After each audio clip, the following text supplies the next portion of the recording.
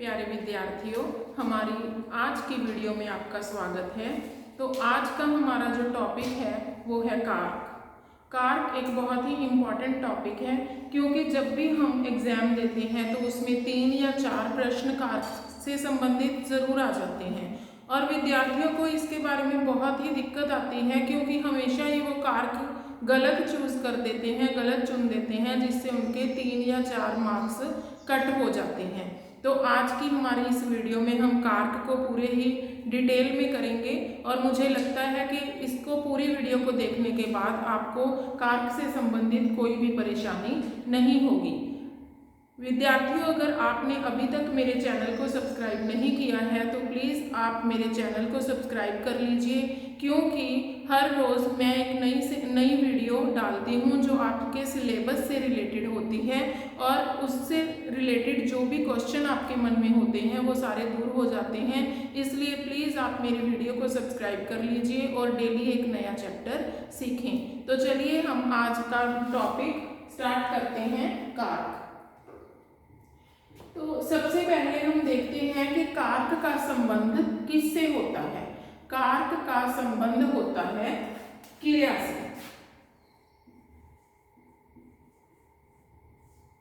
कारक का संबंध क्रिया से होता है। क्रिया क्या होती है? काम को करना। वाक्य में जो काम किया जाता है उसे क्रिया कहते हैं। अब काम को करता कौन है? कर्ता। और कर्ता द्वारा जो काम किया जाता है उसका प्रभाव किस पर पड़ता है? कर्म पर। क्रिया का प्रभाव पड़ता है कर्म के ऊपर, और वो कर्म किया किसके द्वारा जाता है? कर्ता द्वारा। तो इनके संबंध को आपस में जोड़ने वाले शब्दों को क्या कहा जाता है? कारक। कर्ता ने क्रिया जो की है उसका संबंध जो आपस में शब्द जोड़ते हैं उनको कारक कहा जाता है। जैसे एक छोटी सी उदाहरण मैं आपको देती हूँ। राम ने रावण को मारा। राम ने रावण को मारा। अब यहां राम क्या है? कर्ता। और मारा क्या है? क्रिया। राम काम को करने वाला है। क्या काम किया जा रहा है? मारा जा रहा है। और मारा किसे जा रहा है? रावण को। तो रावण क्या है यहां पर? कर्म। रावण क्या है? कर्म। अब अगर मैं कहूं राम रावण मारा, तो क्या ये वाक्य बना? राम रावण मारा। क्या ये वाक्य उचित है? नहीं, ये वाक्य उचित नहीं है। ये वाक्य उचित तभी बनेगा जब इनका संबंध आपस में जोड़ने वाले ये शब्द लगेंगे, और इन्हीं शब्दों को क्या कहते हैं? कारक।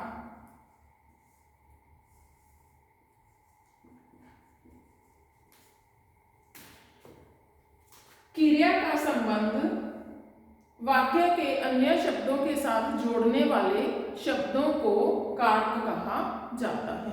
तो अब आपको समझ में आ गया कि कारक किसे कहते हैं। कर्ता का संबंध, कर्म का संबंध क्रिया के साथ जोड़ने वाले शब्दों को, जिससे वाक्य उचित रूप में बन जाता है, उसे कारक कहा जाता है।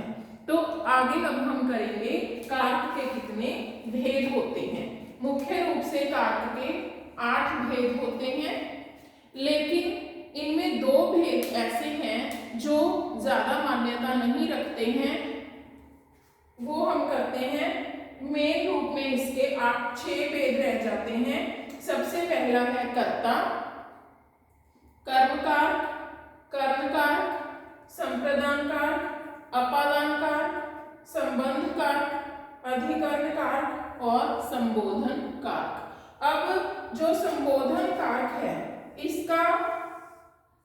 इसे कहा जाता है कि ये कर्ता कारक से ही संबंधित है, क्योंकि संबोधित हमेशा कर्ता को ही किया जाता है, इसलिए ये कारक जो है वो इतना महत्व नहीं रखता है। और दूसरा है संबंध कारक। संबंध कारक जो है वो संप्रदान कारक से संबंध रखता है। देखिए जब हम करेंगे बाद में तब आपको पता चलेगा कि जो संप्रदान कारक है इसमें को के लिए विभक्ति चिन्ह का प्रयोग किया जाता है, जैसे कि किसी के साथ संबंध स्थापित किया जाता है। और संबंध कारक में भी क्या होता है, अन्य शब्दों के साथ संबंध स्थापित किया जाता है, इसलिए इन दोनों कारकों में ये जो संबंध कारक है ये संप्रदान कारक में से ही पैदा हुआ माना जाता है। और जो संबोधन कारक है ये कर्ता कारक में ही पैदा हुआ माना जाता है। अब ये है कारक के भेद और ये है इसके विभक्ति चिन्ह।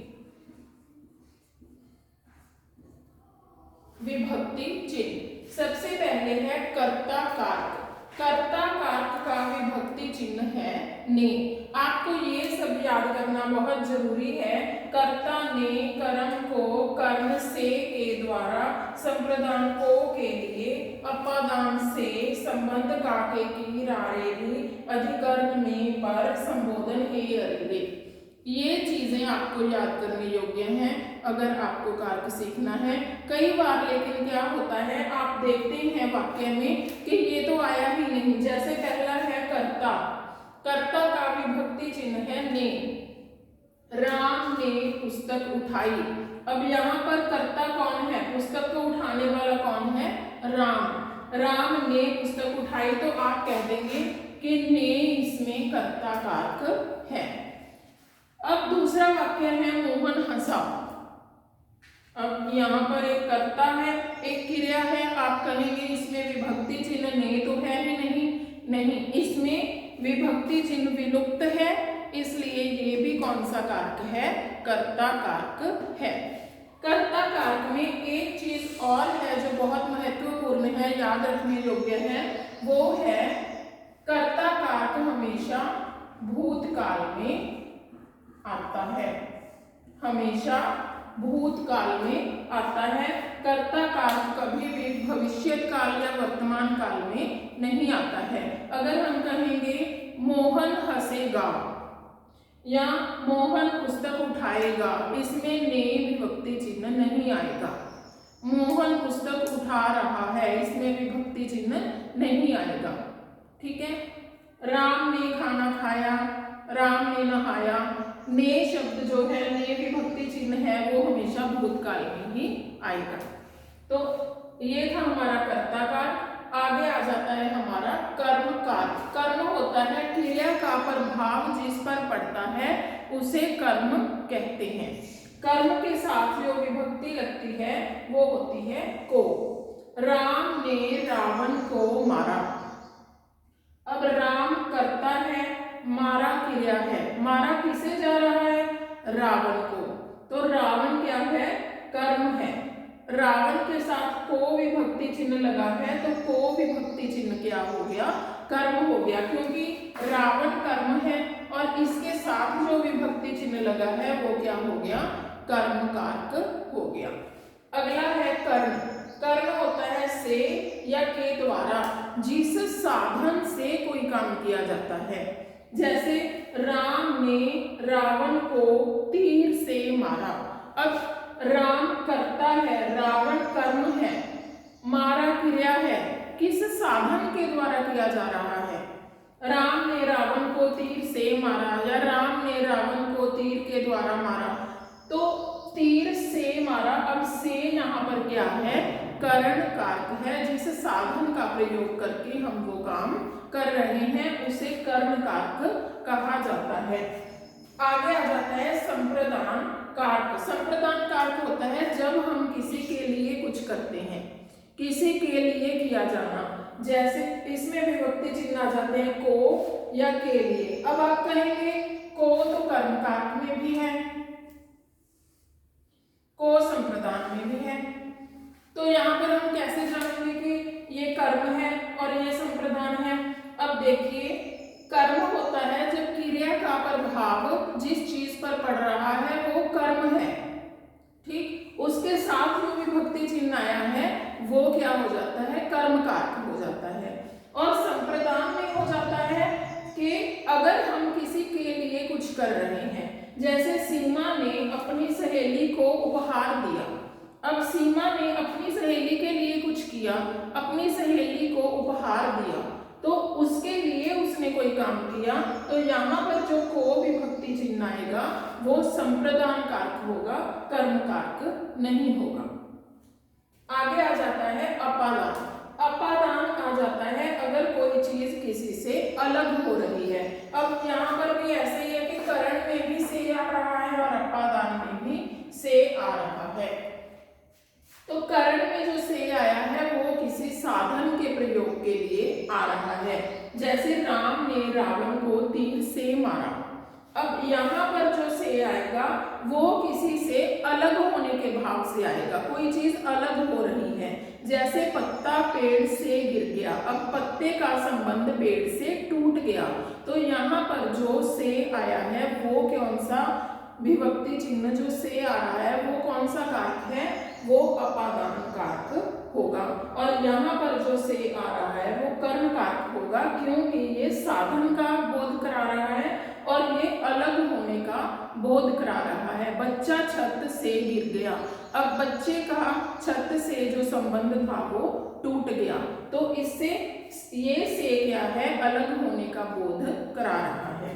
तो आगे जो है संबंध कारक। संबंध कारक में आ जाता है का, के, की, रा, रे, री, जहां पर किसी का संबंध वाक्य के अन्य शब्दों के साथ जोड़ा जाता है उन्हें संबंध कारक कहा जाता है। जैसे मेरी पुस्तक है, मेरी, यहाँ पर ये जो री है ये संबंध कारक है, मेरी पुस्तक है, मेरे साथ संबंध है पुस्तक का।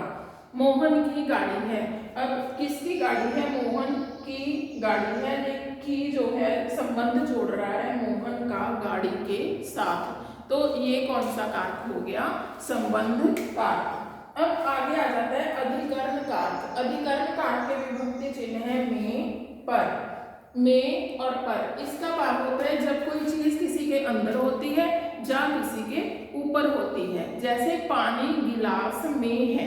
अब पानी गिलास के अंदर भरा हुआ है कि गिलास में है, तो यहाँ पर में शब्द जो आ जाता है वो कौन सा विभक्ति चिन्ह हो जाता है, कौन सा कारक है, अधिकरण कारक। पुस्तक मेज पर पड़ी है। अब पुस्तक मेज के ऊपर पड़ी है, तो ये कौन सा कारक हो जाता है, अधिकरण कारक। और अंतिम आ जाता है संबोधन कारक। इसके नाम से ही हमें पता चल जाता है कि जब किसी को पुकारा जाता है, जब किसी को बुलाया जाता है, तो वहां पर कौन सा कारक होता है, संबोधन कारक। इस प्रकार से आपको पता चल गया कि जो कारक होते हैं वो 8 प्रकार के होते हैं, लेकिन संबोधन कारक का संबंध कर्ता कारक से ही होता है और संप्रदान कारक का संबंध कारक से ही होता है।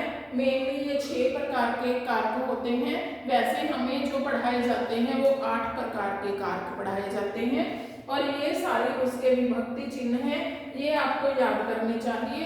परंतु कई बार होता है कि वाक्य में विभक्ति चिन्ह नहीं होता है लेकिन फिर भी आपको वह कारक में आ जाता है, तो वहां पर आपने क्या करना होता है, वाक्य की सेंस को देखना होता है कि ये अलग होने के भाव से है या ये किसी साधन का प्रयोग कर रहा है या किसी से संबंध जोड़ रहा है, किस प्रकार से ये वाक्य बन रहा है।